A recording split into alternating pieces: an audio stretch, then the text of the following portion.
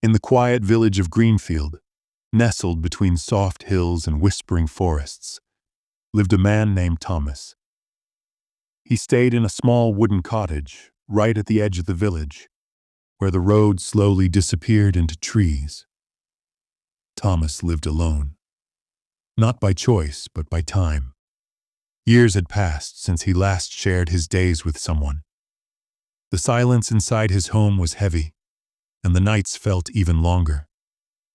To fill the emptiness, Thomas followed simple routines. He cared for his garden, he read old books by the window, and he walked for hours, letting nature speak where words could not. Yet, deep inside, loneliness stayed. One quiet afternoon, as Thomas walked near a thorny bush, he heard a faint sound, a cry, soft, fragile. He stepped closer and found a small bird, its wing tangled, its eye injured, trembling with fear. Without hesitation, Thomas freed the bird carefully.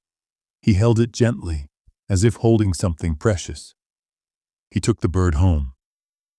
Inside his cottage, Thomas built a tiny nest from twigs and leaves. He placed it near the window, where warm sunlight rested every morning. Day by day, he cleaned the bird's wound. He fed it.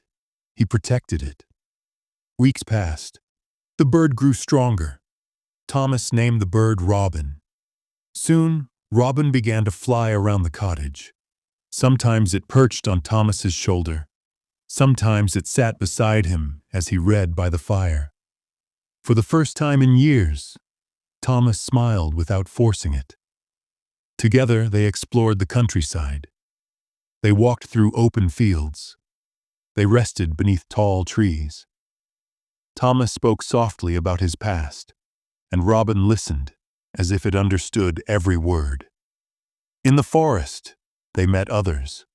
A wise old owl, resting in a broken oak, shared quiet lessons about patience and time. A playful squirrel jumped between branches, offering small nuts as if welcoming them. They even met a gentle deer, standing still in a sunlit clearing, its calm eyes reflecting peace. With every encounter, Thomas felt lighter. Loneliness slowly faded, replaced by connection. Seasons changed. Leaves fell, snow came and went. Flowers returned. Thomas and Robin grew older together. Their bond deepened, not through words, but through presence. One evening, as the sun sank beyond the hills, Thomas whispered, "Thank you, my friend. You gave me back my heart." Robin chirped softly in reply.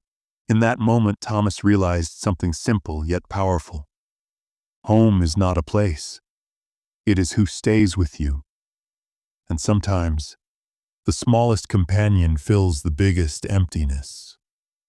But here's the question.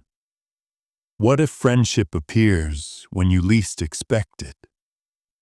And what if your next chapter is waiting quietly, just outside your door? Listen closely. Your story might be calling too.